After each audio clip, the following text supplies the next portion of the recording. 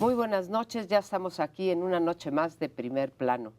Bueno, pues el primer tema obligado es el de las campañas. Estamos justamente a 10 días de que iniciaran y para mí uno de los datos pues más reveladores es que en estos 10 días, recordemos que nada más tienen 90 días las campañas, en estos 10 días, o sea, en un sexto de lo que dura una campaña, pues las preferencias simplemente no se han movido.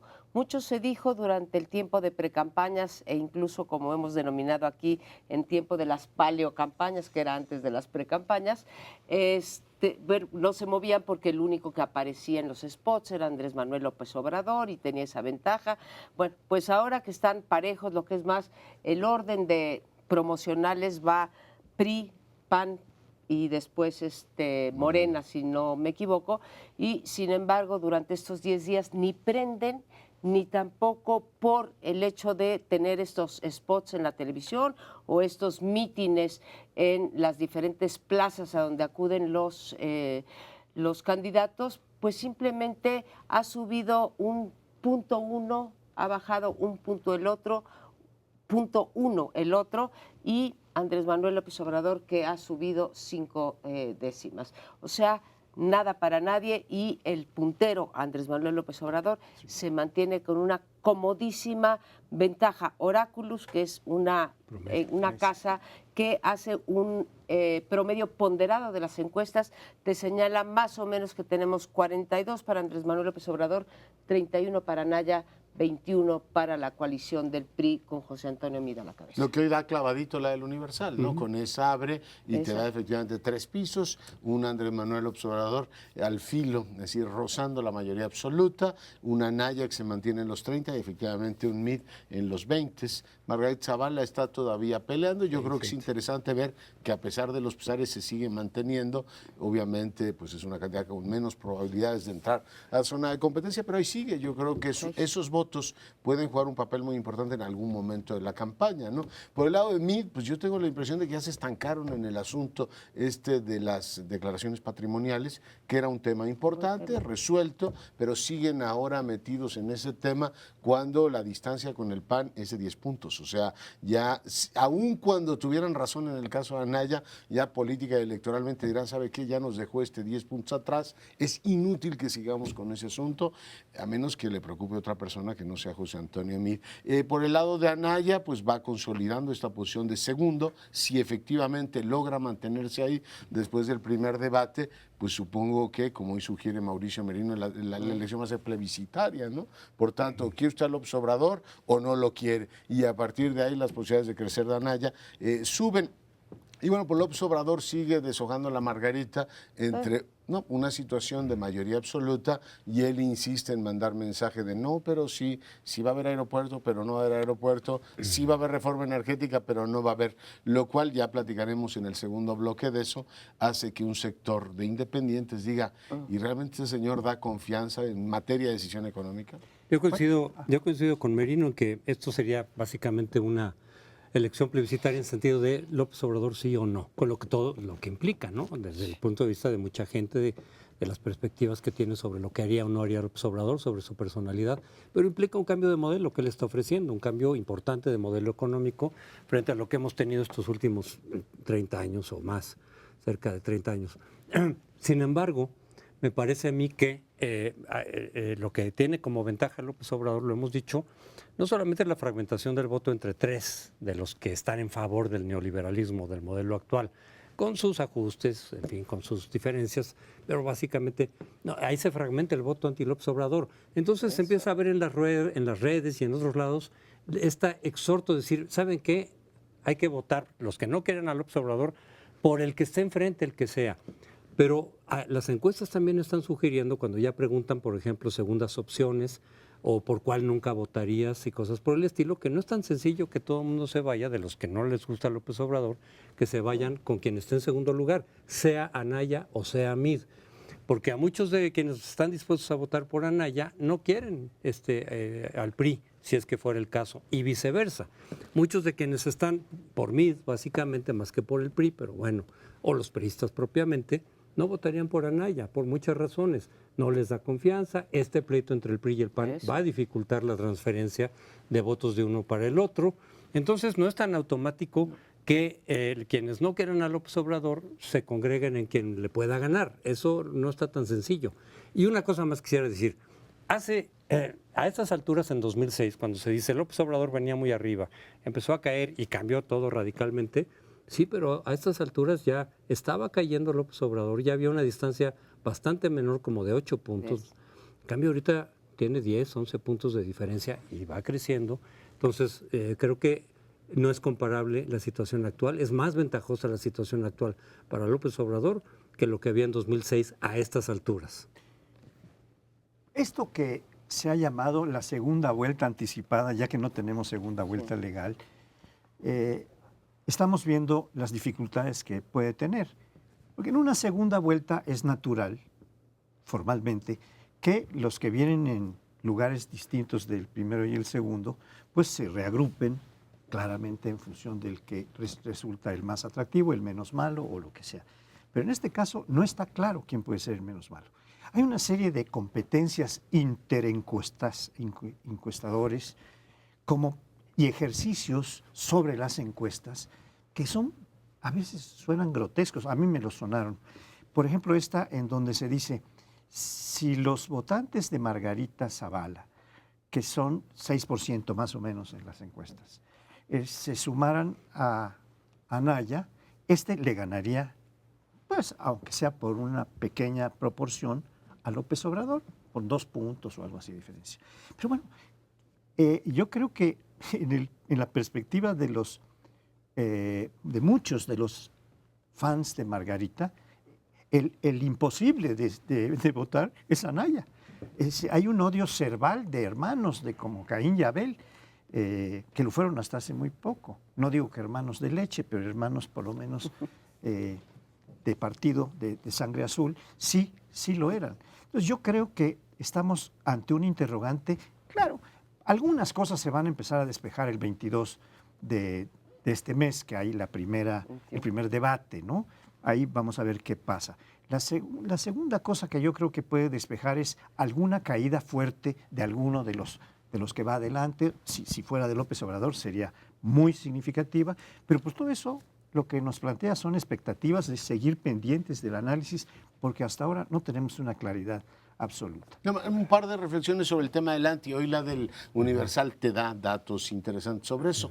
El más impopular, el más intransitable sigue siendo el candidato del PRI. O sea, se va casi 30%, ni hablar.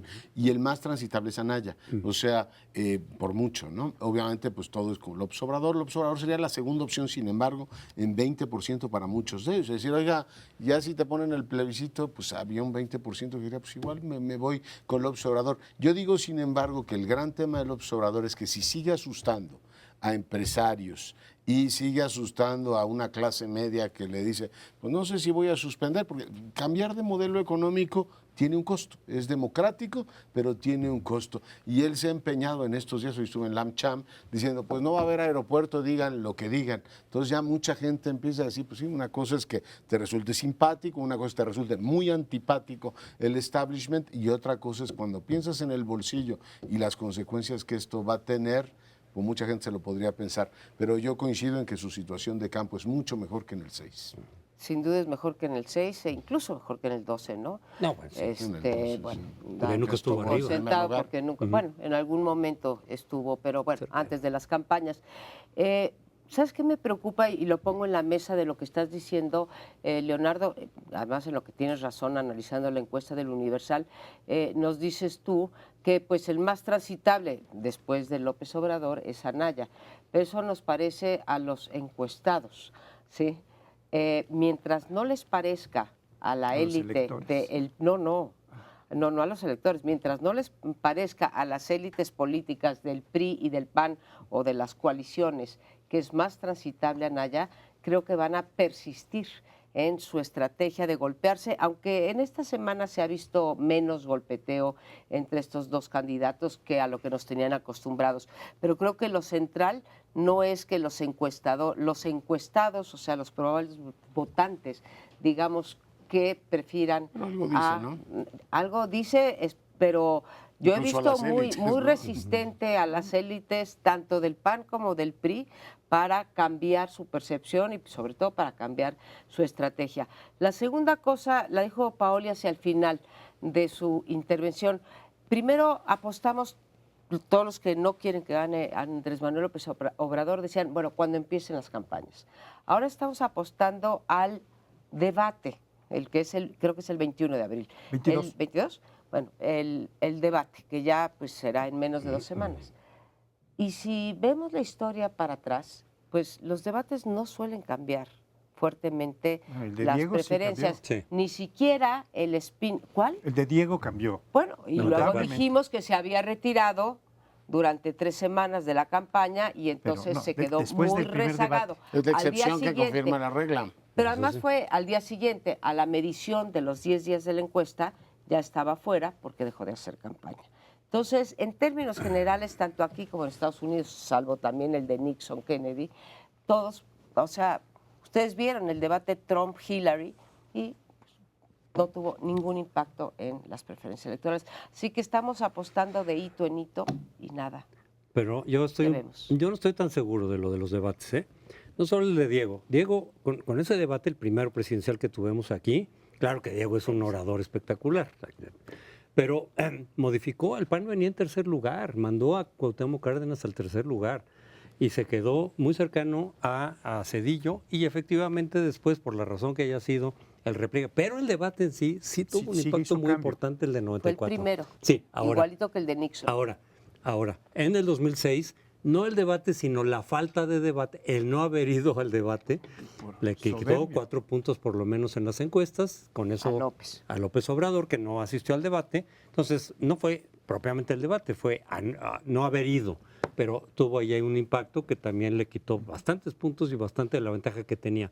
Luego, perdón, me pasé antes de tiempo. En el 2000, en el primer debate es cuando empezó ya Fox a final de cuentas, porque le fue bien en el primer debate a Fox, frente a la Bastida. Ahí es donde ya Pues el algunas debate. encuestas empezaron a marcar que Fox rebasó. Porque recordemos que cuando empezó la campaña en 2000, la Bastida traía bastante ventaja. Derivado de la contienda interna del PRI, que fueron los únicos que tuvieron contienda interna. Entonces empezó con ventaja y en el primer debate Fox ya se le emparejó y ya después en el segundo ya lo rebasó plenamente. Entonces, no estoy seguro que no puedan tener un impacto los debates. Lo que pasa es que ahorita, aunque tenga impacto, por ejemplo, en favor de Anaya, que es bueno para debatir, ya lo hemos visto, la distancia es tan grande que quién sabe si vaya a modificar significativamente la Pero tú tendencia. dijiste Bueno, yo decía 10 dos y cosas. 8, ¿no? De Perdón. diferencia, 10 en el Es que se nos va el 2006 y tiempo. 8 acá. Eh, Pues no es tanta la diferencia. Yo decía dos cosas. Una es que los próximos debates nos pueden empezar a resolver algunas dudas. La otra es si alguien tiene una caída y esta caída se puede producir en el debate o no. Pero vamos a tener que seguir pendientes porque es una pelea, yo creo que muy cerrada entre las 3 fuerzas principales, con la intervención de Margarita Zavala, que no sabemos hasta dónde va a llegar, como interrogante. No solo por lo que ella decida, sino por los que sus electores o sus fans, sus seguidores en las encuestas, puedan decidir. Bueno, ya, hasta aquí llegamos porque con esta insistencia va a perder Anaya, entonces habría que ganar por Anaya. Y va a tener Son panistas. Va a tener una presión muy fuerte del voto útil, ¿no? De hecho, Sí. ya la tiene diciendo, ¿para qué corre sola si de todas maneras aquí el tema es ganarle al López Obrador? Yo creo que eso va a incrementar conforme avance la campaña y ahí el tema que decía María Amparo es si el PRI se mantiene en tercer lugar después del primer debate, Ahí. ¿cómo le van a hacer para no desfondarse? Porque buena parte del voto útil podría decirse, una parte se va con Anaya, pero otra parte muy Con López importante Obrador. se va con López Obrador. Entonces podrías tener un López Obrador con mayoría absoluta cómoda con lo que queda del PRI y una segunda fuerza que sería el Frente, ¿no? O sea, se polarizaría como ha ocurrido en las elecciones anteriores, que muchas todas han veces sido así, habíamos ¿no? De dicho dos. que esto iba a ser a tercias. Pero en fin, seguiremos aquí discutiendo cómo se mueven semana con semana las preferencias electorales, las estrategias de los partidos y los candidatos. Por lo pronto nos vamos a un corte y regresamos en un momento. Seguimos con las campañas, pero desde otro ángulo diferente. Y es un poco hablar sobre las propuestas. Obviamente las campañas propiamente tendrían que ser no solo los ataques y las descalificaciones que hemos visto, a veces con algún impacto, sino específicamente las propuestas. Y no solamente lo que están ofreciendo, que ya han empezado a ofrecer, López Obrador obviamente desde hace mucho tiempo, básicamente sus propuestas son las mismas de hace varios años, le ha agregado algunas nuevas en este proceso, pero ya las conocemos básicamente. Los otros están empezando a ofrecer cosas. Pero lo que me parece que es muy importante sería algo que muchas veces los electores no atienden, no ponen mucha atención, que es cómo vas a lograr eso que estás ofreciendo. Porque una cosa es decir, 6% de crecimiento económico, y lo ofrecen todos. Vamos a reducir la inflación, vamos a crear 1 millón de empleos al año. Pues perfecto, ¿no? Vamos a acabar con la corrupción. Todo eso está muy bien. La pregunta es ¿cómo? Y a veces sí lo dicen, muchas veces dicen de esta manera, de esta otra, pero los electores como que tienden a no ver mucho ese aspecto. ¿Qué tan viables son las propuestas, las ofertas? ¿Qué tan ideales o fantasiosas son o qué tan realistas? Es decir, mira, sí está ofreciendo esto y sí se puede porque está utilizando y recurriendo a los medios adecuados para conseguir esos propósitos, o de plano no tienen ni pies ni cabeza. Como que los candidatos saben de alguna manera que los electores están esperando ofertas importantes, ¿no? Promesas importantes, como que quieren saber y quieren creer que las cosas se van a resolver. Y aquí simplemente diría, todos están ofreciendo cosas muy inverosímiles, todos. Mid, por ejemplo, de las 7 propuestas que hizo la semana pasada, decir, ya no van a nacer bebés en pobreza extrema. Pues, ¿cómo le van a hacer? Porque para sacar, se entiende que ya va a dejar de haber pobreza extrema, pero eso no va a pasar en poco tiempo. Bueno, simplemente yo digo, la ventaja de nuevo para López Obrador, pese a que presenta ofertas muy inverosímiles, en la forma en cómo conseguirlas, es como no ha gobernado, tú eso lo has venido diciendo desde hace mucho tiempo, como no ha gobernado, entonces se le da la credibilidad. En cambio al PRI y al PAN decir, mira, puedes ofrecer lo que quieras, nos puedes bajar las perlas de la Virgen, pero ustedes ya gobernaron y no hicieron nada de eso. Entonces trae no tienen esa una credibilidad. inercia muy favorable, ¿no? Por un lado, la tendencia mundial es a que, digamos, opciones nacionalistas, desde Hungría hasta los Estados Unidos, van ganando, ¿no? Esta idea de que hay que volver a lo nuestro y defender propiamente lo que es el mercado interno, etcétera. Eso es muy consonante con la tradición del observador. Para mí es descorazonador, pero para mucha gente es muy bueno que el debate en este país esté entre los 90, porque el modelo neoliberal que defienden ¿cómo se llama? Mid y también Anaya, pues es lo que vimos en el 90, el consenso de Washington, esto que se está acabando en la renegociación del Tratado de Libre Comercio del que hablaremos. Siguen defendiendo eso, pero López Obrador lo que vino a decirle a los empresarios la semana pasada en una carta al financiero, no, yo voy a defender el modelo económico que se hacía en el desarrollo estabilizador, es decir, son las recetas de los 60, dijo, yo leo lo que dijo Ortiz Mena para combatir lo que fueron los 90, pero no hay un proyecto que con seriedad diga la economía mexicana se va a insertar de tal o cual manera. Entiendo que el mundo tampoco está como para estar haciendo demasiadas invenciones. Y por otro lado, pues tiene a su favor una cosa que a mí me parece central, el índice de confianza del consumidor publicado la semana pasada en el subíndice de cuál es la visión que usted tiene en los próximos 12 meses de la economía, crece 8%. O sea, la gente está irritadísima, pero muy optimista con la economía. Y eso favorece un López Obrador que conecta muy bien con la gente. Sé que mucha gente diría, pues es una minucia eso de las pensiones de los presidentes, y efectivamente para la economía de un país es una minucia, pero hoy es el tema con el que ha conectado mejor con la gente y todos los candidatos bailan al son que les toca. Todos se pronunciaron sobre el tema de las pensiones de presidentes. Yo claro que... No, ¿sí? ¿Está bien? Yo aclaro que en efecto he venido diciendo que López Obrador ha logrado posicionar en el imaginario nacional que él nunca ha gobernado, pero siempre va acompañado de decirles, sí señores, sí ha gobernado. En el DF. Gobernó en el DF, que es la capital, y gobernó como gobernó. Ya lo he escrito, no es momento de repetir, pero sí ha gobernado. Pero ha sido exitoso en decir, o sea, solamente el PRI... Para la presidencia, ¿no? Pues sí, para la presidencia, pero a ver, gobernó, insisto, a la capital. Y tú ves muy bien, y lo haría lo mismo respecto a los gobernadores, cómo gobernaron sus entidades, me da una pista de cómo gobernarían, y si no, volteemos a ver a Peña Nieto. O sea, si uno analiza la trayectoria de Peña Nieto en el Estado de México, creo que no es muy diferente a cómo gobernó. O a Fox. O a Fox, Guanajuato y la Ciudad de México. Tampoco nos engañó, bueno, ¿no? en ese entonces el Distrito Federal. A mí lo que me sorprende, y ahí no es nada más de López Obrador, sino de los tres candidatos, es la enorme distancia que hay entre lo que le quieren dar a la población en términos de bienes y servicios, ¿sí?, versus los ingresos que dicen que van a tener.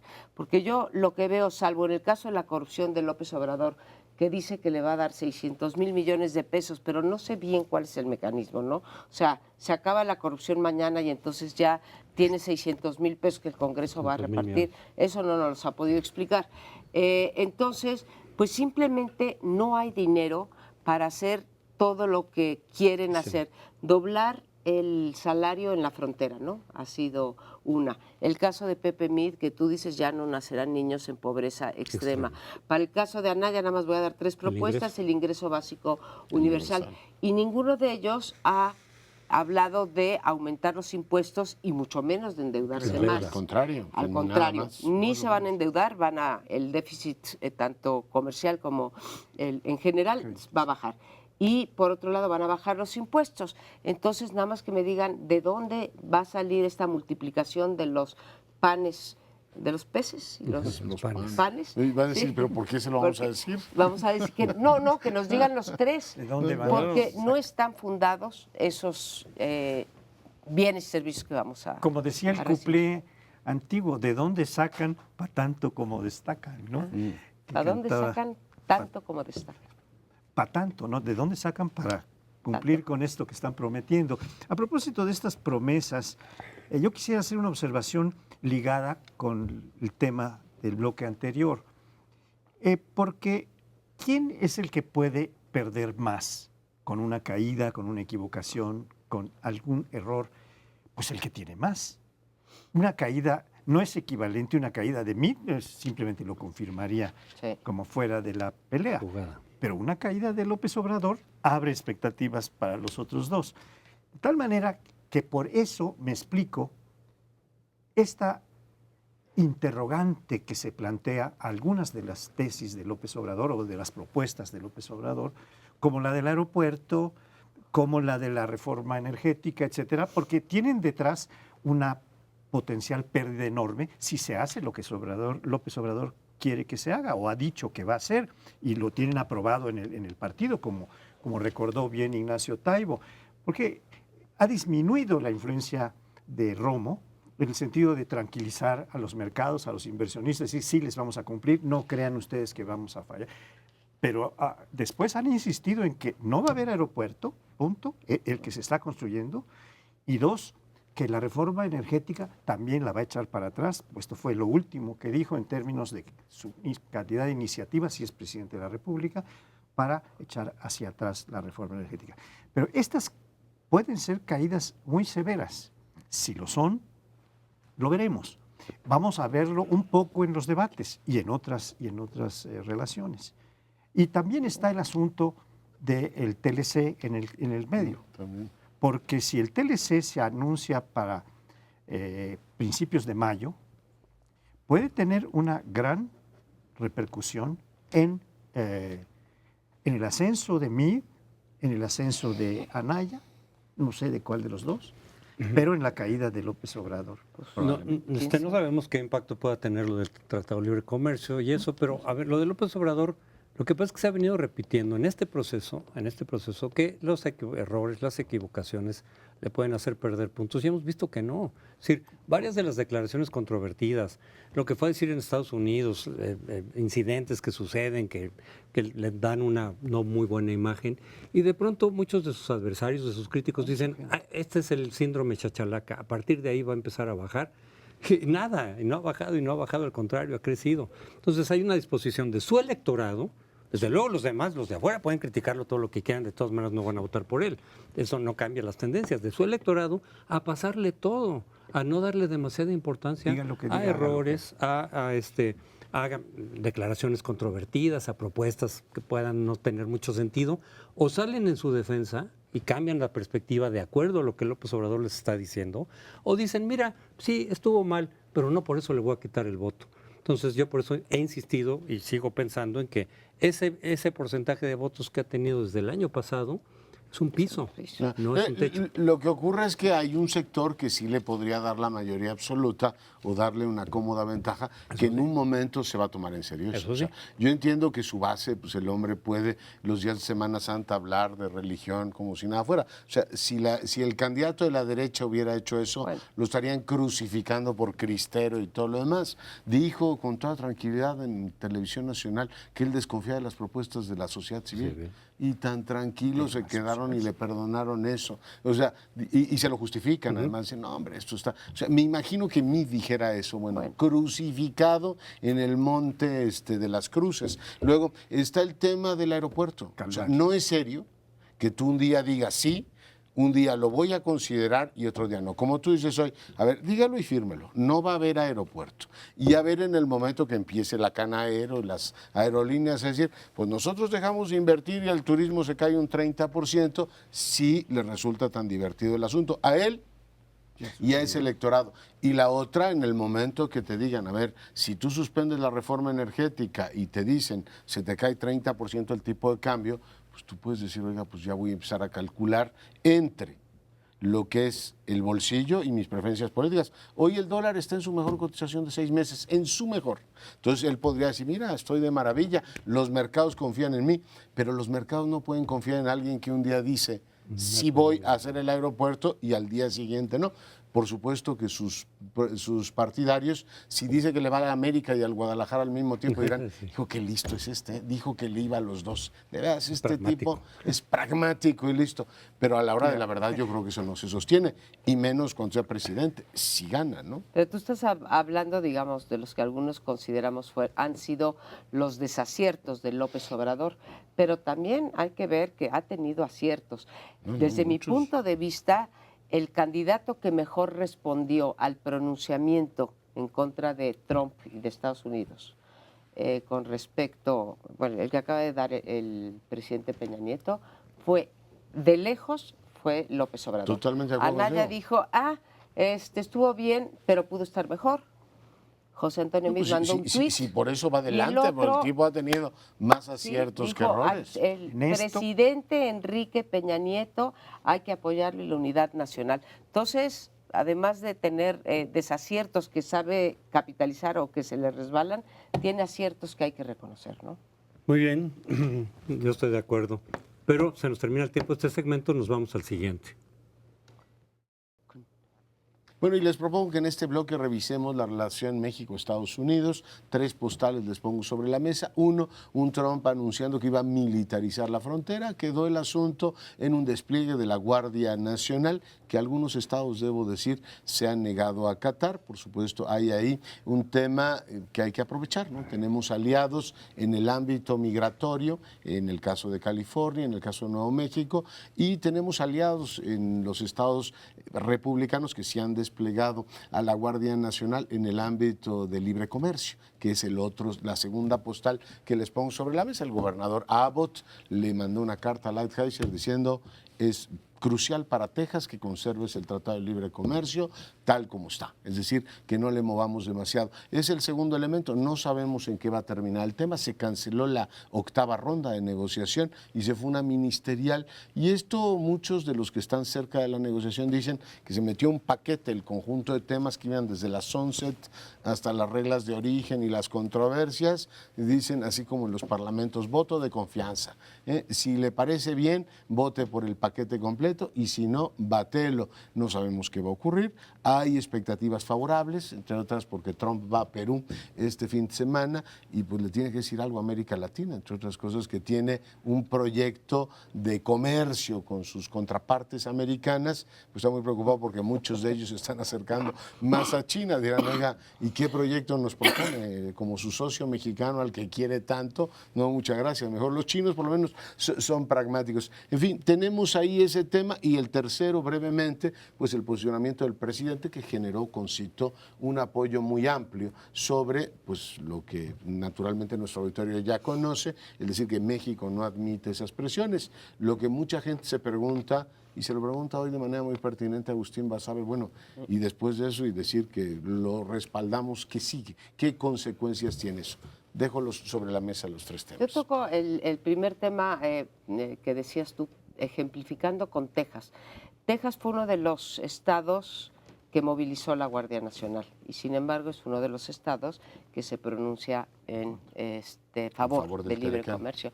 Y eso me dejó pensando la semana pasada, Leonardo, cuando tú decías no conviene negociar en paquete, porque si negocias por separado, ahí tienes a Texas apoyándote. Entonces le doy un punto, señor analista. Dejaste pensando y me lo quedó claramente reflejado en esto de Texas. No sé si tienes solución, pero creo que acertaste, pusiste el dedo en la llaga, ¿sí? Y queda con esto de Texas.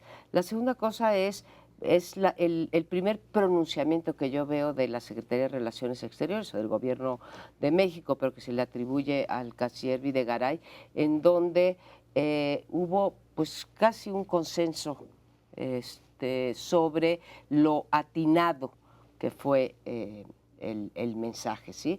Yo así lo creo, me pareció, aún los que dicen es que ya llegó tarde, en fin, no.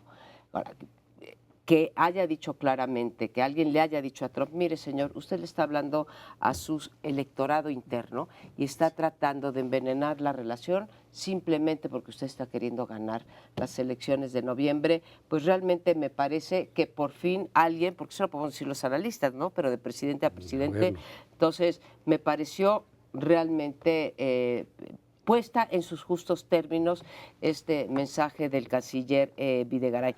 ¿Qué viene después? ¿No? Decía, perdóname. Del presidente. Del presidente Peña. Sí, es cierto, del presidente Peña, tienes toda la razón. Dicen, obviamente la escribiría Videgaray. La escribiría, pero vaya, del presidente Peña. Gracias por la corrección. Leonardo, la otra cosa es que hay después. Se dice una nota diplomática, la nota diplomática ya la hubo, ¿sí? Y una llamada al embajador también. Digo, no es que hayan llamado al embajador a consultas, pero ya llamaron a la embajadora, ¿sí? Que además tanto bien ha hecho a la relación México-Estados Unidos y pues ya se nos va, ¿no? Roberta Jacobson. Y realmente creo que ha sido una pieza central, es una pena que se tenga que ir y bueno, pues la llamaron a la Cancillería. Más de eso, realmente creo que no se puede ir. ¿No te parece? No, sí, me parece que es una gran embajadora, o ha sido una gran embajadora, es una ficha de Obama, sí, por eso claro, no puede quedarse, me parece a mí. Pero yo quisiera insistir un poco en el contenido del mensaje del presidente que ya tú glosabas bien, creo yo, y es que hay dos cuestiones que me parecieron muy significativas. Una es que no se desdice de su posición anterior. Estamos para negociar, tenemos interés para negociar. No se contradice con su propio discurso anterior. Y segundo, oiga, lo que usted le tiene que decir a su Congreso, a su gente, dígaselos a ellos, no nos los impute a nosotros, a los mexicanos.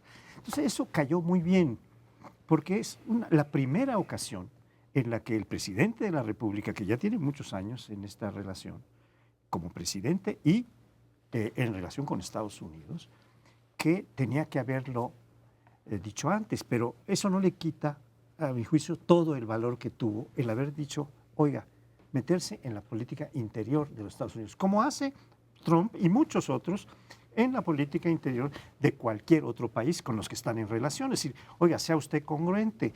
Si usted tiene problemas con su Congreso, no nos los cargue a nosotros, los mexicanos. Nosotros estamos en la mejor disposición, pero respetuosa.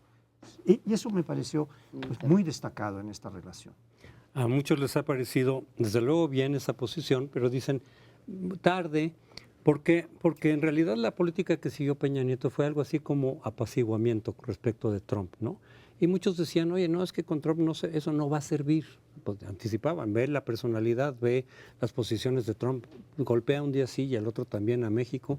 y tú es una posición de excesiva prudencia, de que te quedas callado, de que mantienes las pláticas, pues un poco suponiendo que más allá de los exabruptos de Trump se van a lograr cosas y negociaciones sensatas para México, pero has visto que no y que no y que no.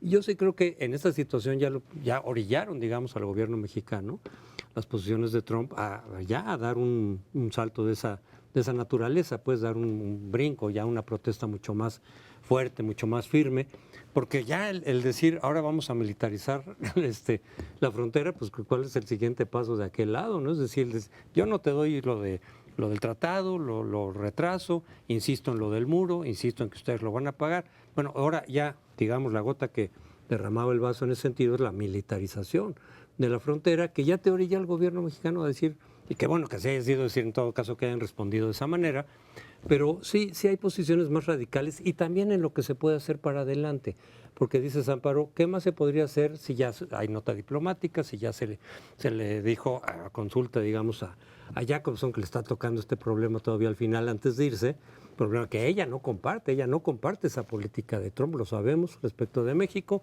y le está tocando. Hay posiciones de decir, no, ahora vamos a dejar de colaborar en cosas que le convienen a Estados Unidos, como el combate a las drogas y todo esto.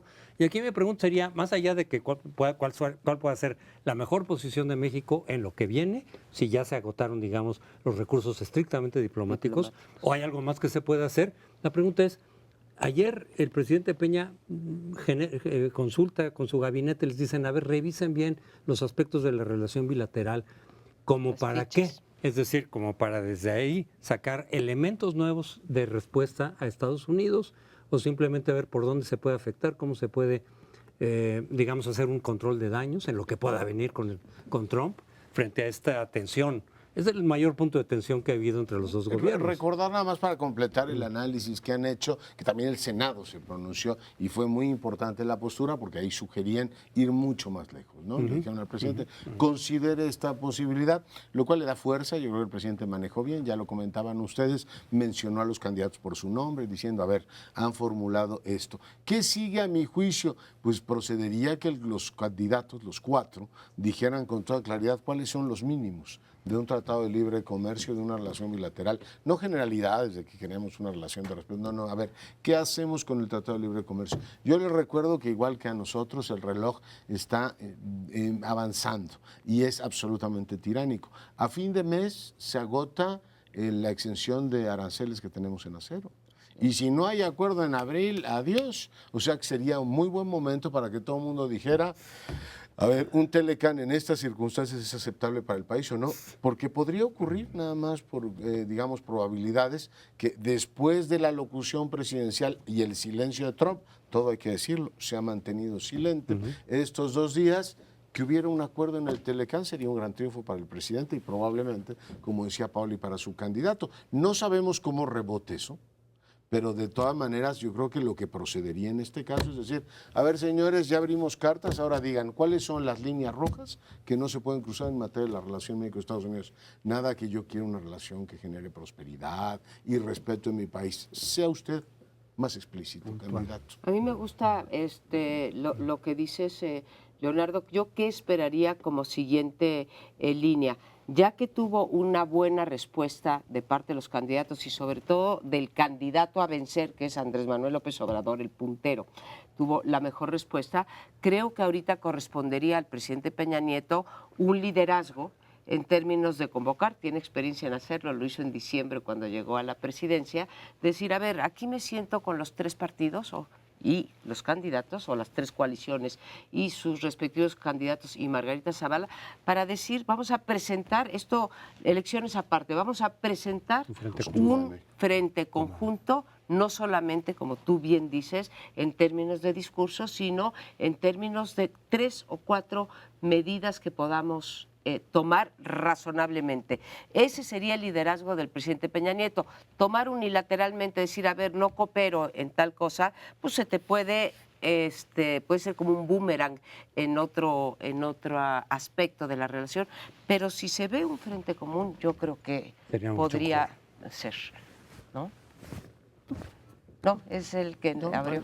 Pero si querían algo más, yo ya puse 2 puntos sobre la mesa. Bueno, No hay nada más que agregar. Bueno, pues yo cierro diciendo que este mes es absolutamente decisivo en ese frente, que hay que activar, por supuesto, todos los aliados que tenemos en la relación México-Estados Unidos. No son temas menores. La forma en que definamos la relación con los Estados Unidos en los próximos años no impacta solo a este país, sino a los millones que viven de aquel lado. Y le propongo que sigamos puntualmente la reunión de este viernes de las Américas, porque va a dar luz. No solamente es una cuestión México, Estados Unidos, Canadá, es la relación con todo el continente y promete efectivamente ser muy interesante. Regresamos en un instante.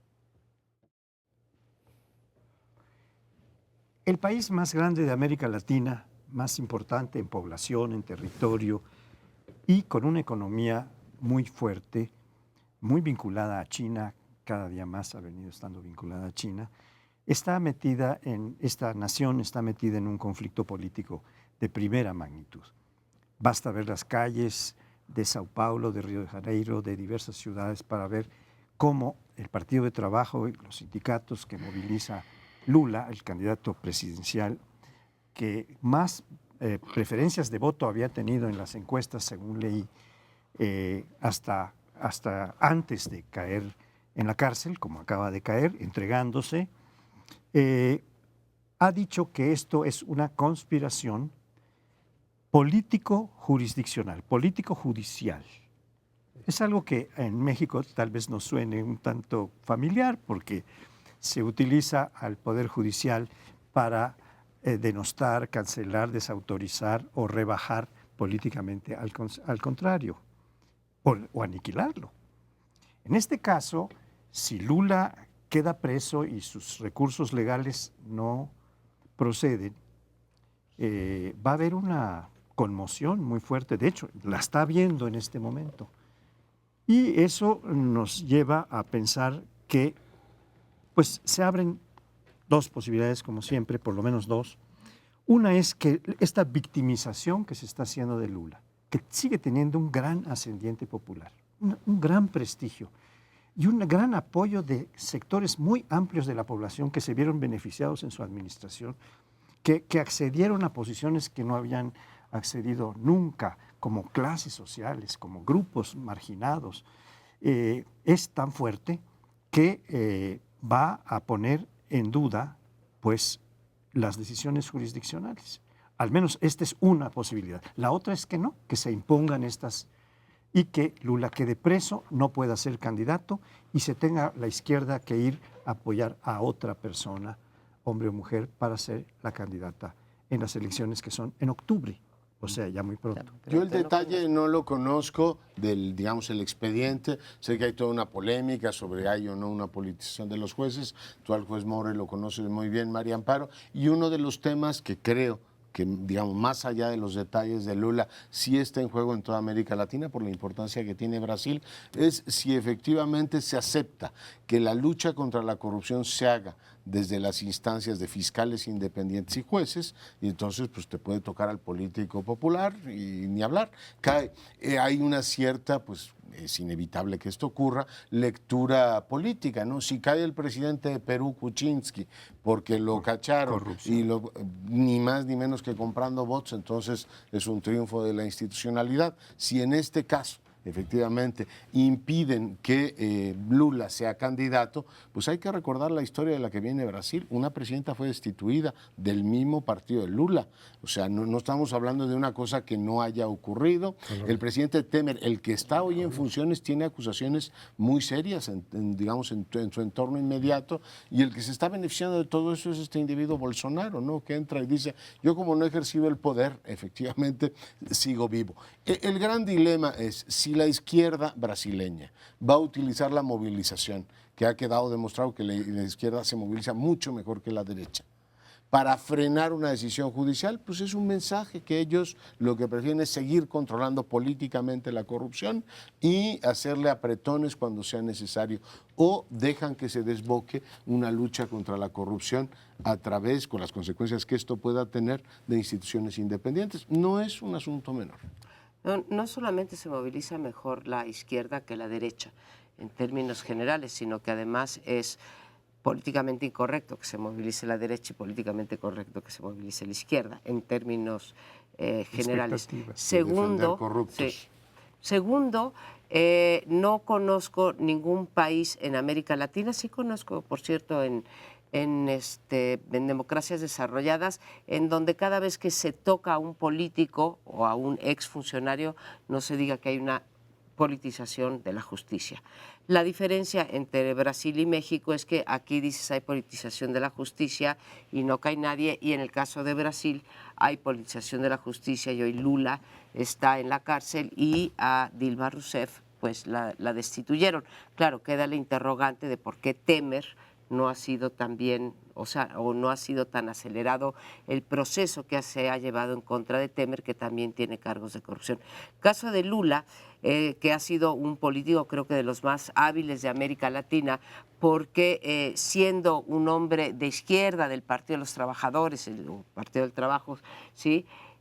Supo manejar muy bien el llevar a la población, en sacar de la pobreza a una buena proporción de la población y al mismo tiempo beneficiar a la élite las económica. empresas como nunca. No se nos olvide, no solamente en términos generales, sino no se nos olvide cosas como, desde luego, Odebrecht y desde luego Lavallato. Y mencionabas tú hace un momentito lo de Kuczynski comprando legisladores a través de Fujimori, pero pues Lula hizo algo muy similar Pues con el famoso Mensalao, ¿no? Mensalao. Que era darles dinero a los legisladores para obtener el voto, sobre todo en un sistema tan fraccionado, en donde el partido en el poder tiene nada más 17% del Congreso. Entonces, ahí están poniendo, ahora sigue siendo siempre son exes. Muy difícil alguien en funciones, salvo Kuczynski. Bueno, Guatemala también quitaron, pero removieron, ¿no? Brasil tiene larga historia de así quitar tiene. presidentes, ¿eh? Sí, porque te Collor faltó de decir Mello. Collor de Mello, que Pero fue nunca antes, lo pero metieron a la también cárcel. tienen ese precedente, desde luego. Aquí estamos viendo en América Latina, digamos, un avance en términos democráticos, en general hablo yo, de fortalecer ese mecanismo democrático de poder remover, en algunos casos a un presidente en funciones, ese ya es el punto álgido, digamos, de manera pacífica, civilizada, sin que tenga que haber costos sociales muy elevados, económicos, o por lo menos cuando son expresidentes, por lo menos que los puedan llamar a cuentas cuando han incurrido en grave corrupción. En el caso de Brasil no está tan claro, para mí por lo menos, pero para muchos de los observadores, y desde luego que los bloques de izquierda de distintos países, incluido México, salen a la defensa diciendo eso no es un combate a la corrupción, eso no es un mecanismo democrático, por el contrario, están utilizando una facultad excesiva, digamos, en términos de llamar a cuentas o destituir o eventualmente aplicar una sanción penal por cosas menores. Es decir, se te puede ir al otro extremo. Una cosa es que no puedas, en un régimen democrático de poca calidad o que no sea democrático, no puedes llamar a cuentas a nadie, aunque haya incurrido en corrupción, que es un poco el caso de México que está pendiente, hablando de presidentes o expresidentes. Aquí no ha ocurrido, es una asignatura pendiente.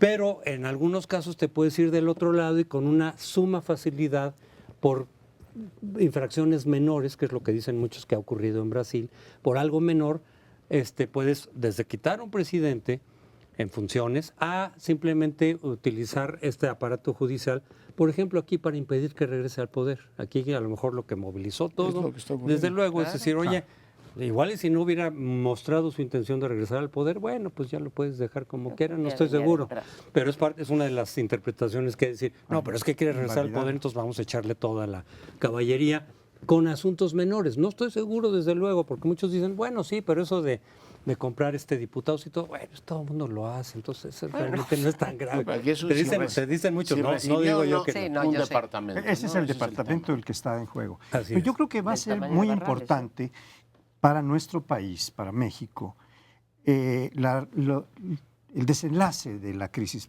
política brasileña que estamos viviendo en este momento. Porque aquí se han hecho imputaciones muy serias al Estado mexicano y a su titular, al presidente, que es jefe de Estado y de gobierno, de haber utilizado aparatos de Estado, específicamente el judicial, la Procuraduría, para invalidar políticamente a un candidato como es ahora Anaya, pero también para hacer desvíos que utilizaron a la Secretaría de Hacienda en Chihuahua como quedó comprobado, y ahora estamos viendo que están haciendo uso de las facultades para traer un tema que está radicado en un juzgado en Chihuahua, sobre los 250 millones que se han probado que fueron desviados, para un juez federal ubicado en la Ciudad de México, un tribunal colegiado ubicado en la Ciudad de México, que se supone está muy vinculado con el Partido Revolucionario Institucional. Por lo menos esta es una muy severa afirmación. El presidente de la Suprema Corte, en tanto presidente también del Consejo de la Judicatura, ha hecho declaraciones muy recientes en el sentido de que no operan con presión gubernamental o política, sino que toman sus resoluciones de acuerdo con la interpretación legítima de la ley a la que tienen derecho los tribunales. Entonces yo lo dejo ahí porque es un tema que puede ser muy importante para nuestro país. Pues sí, todavía está por verse en el caso de México y que, por cierto, no necesariamente tiene que ver con el fuero. Lo que pasa es que allá hay fuero, lo que pasa es que más fácil remover los candados del fuero, pero el fuero, que es una medida políticamente correcta, ¿sí? Porque a todo el mundo le suena muy bien quitárselo, tiene sus asegúnes, ¿no? Bien, pero tenemos que despedirnos por esta vez. Nos esperamos en la próxima semana en un programa más de Primer Plano. Buenas noches.